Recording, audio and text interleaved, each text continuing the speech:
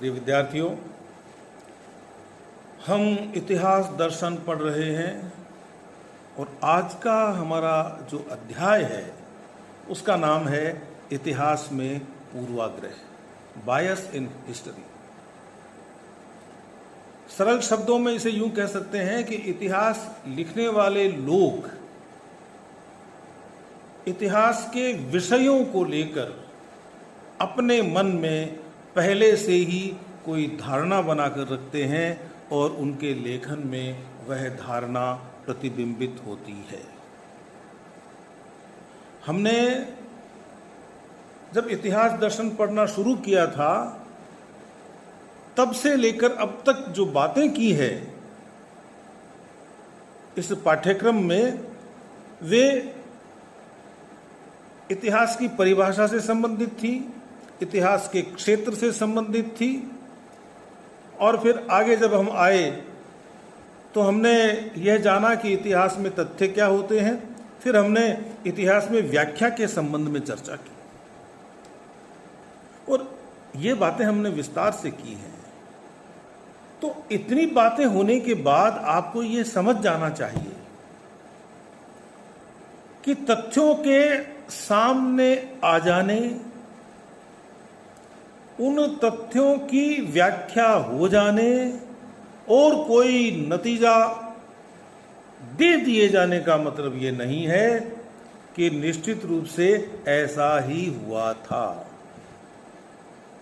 क्योंकि तथ्यों के संकलन, उसके बाद उनके चयन यानी ऐतिहासिक तथ्यों को विशिष्ट बनाए जाने की प्रक्रिया, उसके बाद तथ्यों की व्याख्या और व्याख्या के साथ ही तथ्यों की पुष्टि और उसके बाद इतिहासकार द्वारा अपना एक निष्कर्ष देना। तो कहीं न कहीं इतिहास लिखने वाला व्यक्ति अपने संस्कारों से प्रभावित होता है और वे संस्कार उसके लेखन में उभर कर अवश्य आते हैं। हम जानते हैं कि भारत और पाकिस्तान के बीच में एक तनाव की स्थिति हमेशा रहती है। आपके सामने आज का अखबार आ गया और अखबार में लिखा हुआ है कि आपने एक सुर्खी देखी, लाल रंग में छपा हुआ है, 2 पाकिस्तानी पकड़े गए। आप क्या सोचेंगे?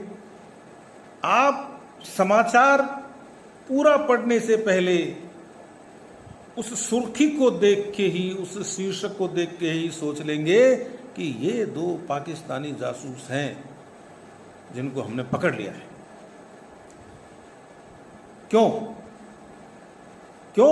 कि हम यह धारणा बनाकर चले हुए हैं कि पाकिस्तान से यदि कोई आता है तो वह किसी शुभ कार्य के लिए भारत में नहीं आ सकता। और आपके सामने पाकिस्तान का अखबार आ जाए और उसमें लिखा हो कि 2 भारतीय पकड़े गए, तो उस समय आपके मन में क्या प्रश्न आएगा कि भारत वाले अपने काम से गए होंगे और पाकिस्तान वालों ने उनको पकड़ लिया। और वहां का जो पढ़ा लिखा व्यक्ति है, कोई इतिहास पढ़ने वाला होगा या कोई और होगा, तो वो ये कहेगा कि देखो भारत वाले हमारे यहां पर जासूसी करवा रहे हैं।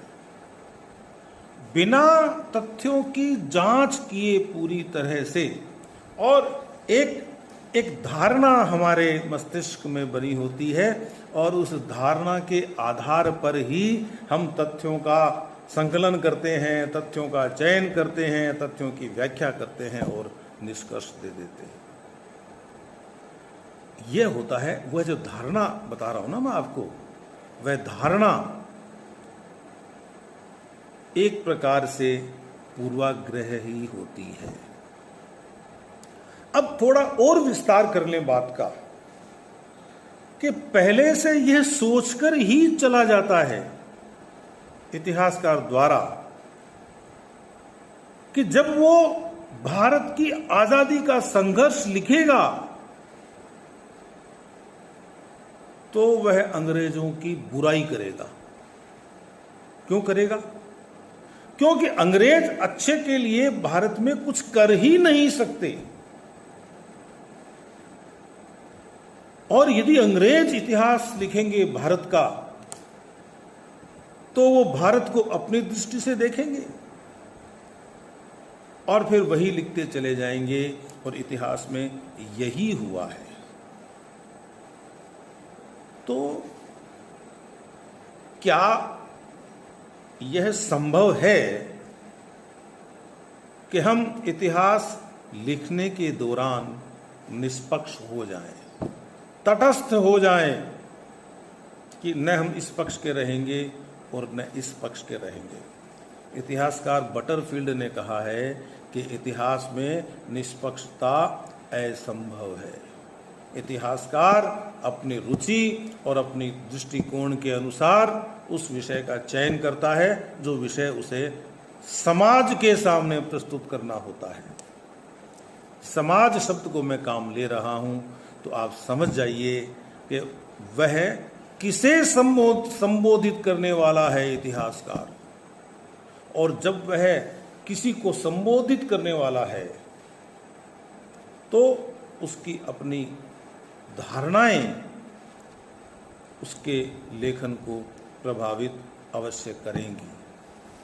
E.H. कार का वो एक वाक्य बार बार याद आता है कि तथ्य तो इतिहासकार द्वारा छांटी हुई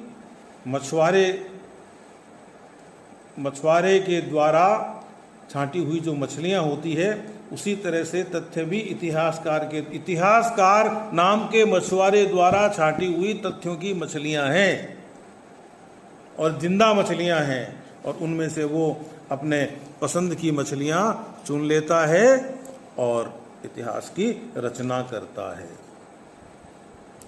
अब 18वीं शताब्दी में गिबन ने जो किताब लिखी थी रोमन साम्राज्य का उत्थान और पतन, अब वह यही बताएगा न कि यह तो बर्बरता के विरुद्ध धर्म और नैतिकता की विजय थी।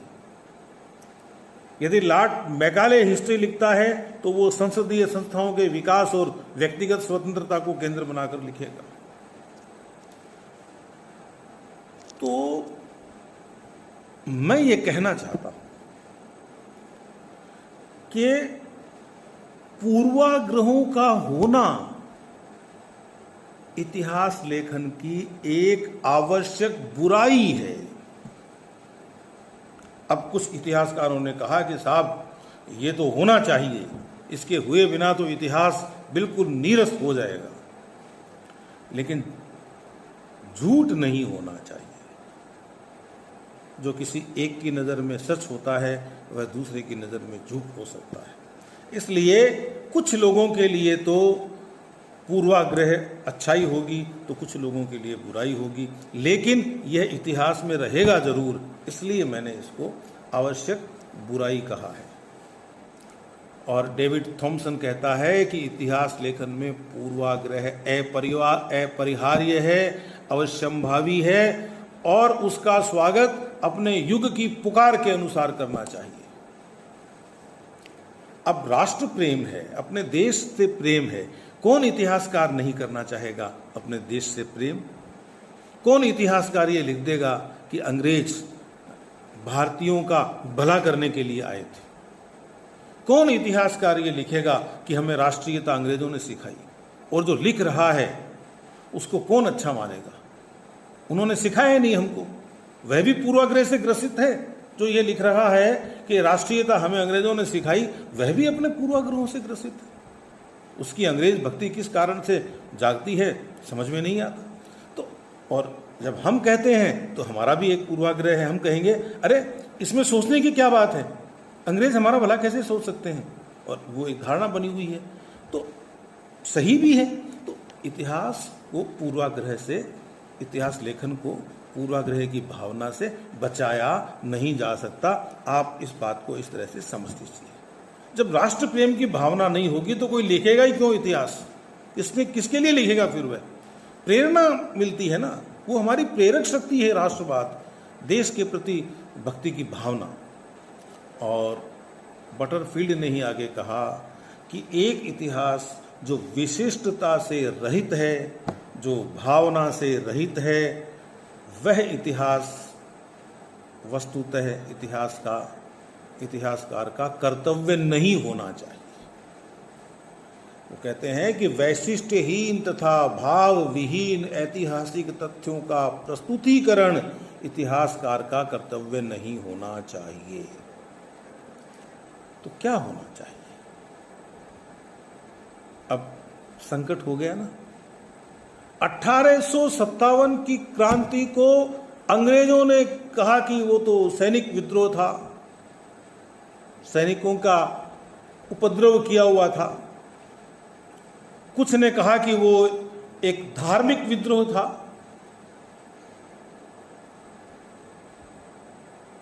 अब क्या इसको हम मान लेंगे?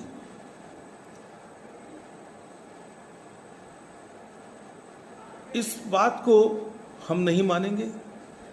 वो ये कहते हैं कि 1857 का जो विद्रोह है, या उसको विद्रोह ही नहीं कहते, विप्लव कहते हैं। वो तो ये कहते हैं 1857 की घटनाएं, 1857 की घटनाएं उनके लिए, उनके इतिहास लेखन में, उनके लिए अपने इतिहास लेखन में 1857 की घटनाएं बड़े रूप में प्रस्तुत नहीं की जाएंगी। और हम ये कहेंगे कि 1857 से 1947 में अंग्रेजों के भाग जाने का रास्ता खुला था।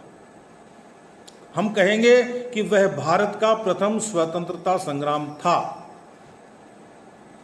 और हम में से भी बहुत सारे इतिहासकार ऐसे हो सकते हैं जो सैनिक विद्रोह मान सकते हैं, जो धार्मिक विद्रोह मान सकते हैं। तो फिर इधर वाले इधर और उधर वाले उधर, संघर्ष बीच में चलता रहे। तो क्यों हो जाता है ऐसा? इतिहास में पूर्वाग्रह क्यों होता है? भाई बिल्कुल सीधी सी बात है कि एक इतिहासकार एक इंसान तो होता ही है। वह हाड़ मांस से बना हुआ होता है। उसमें, उसके शरीर में एक मस्तिष्क होता है, एक दिल होता है। मस्तिष्क तर्क का काम करता है तो दिल भावना का काम करता है। अंग्रेज उसको किसी भी दृष्टि से अच्छे नहीं लग सकते, और अंग्रेजों को हम अच्छे नहीं लग सकते किसी भी रूप में। तो अब जब इतिहासकार एक व्यक्ति है तो उसमें संवेदना भी है। व्यक्ति संवेदना से विहीन हो ही नहीं सकता। विद्वान हो गया तो भी नहीं हो सकता। तो उसकी संवेदनाएं छपे हुए कागजों पर प्रकट होती हैं।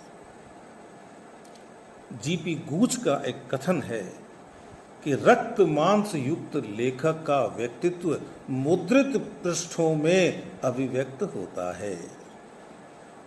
इतिहासकार का विषय तो समाज ही होगा।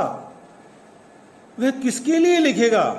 भारत की आजादी का इतिहास किसके लिए लिखा जाएगा?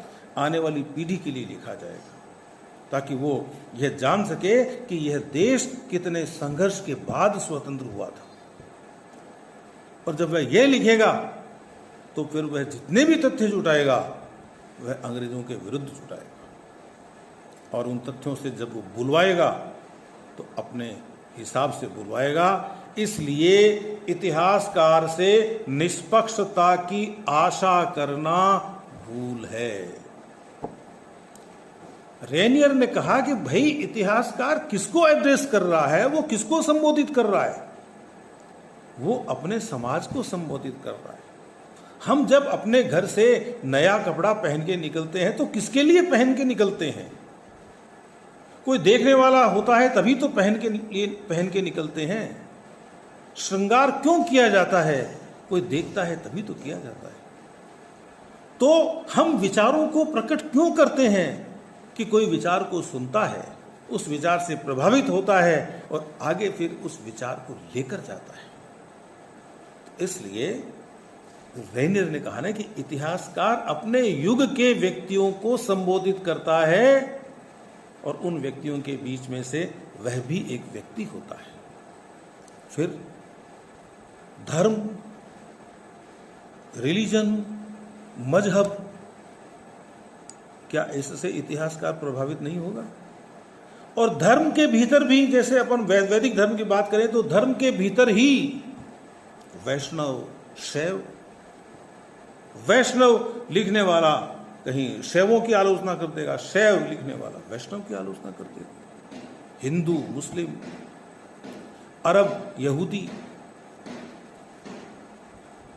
अब अरब और यहूदी इतिहासकार तो एक दूसरे के खिलाफ ही चलेंगे।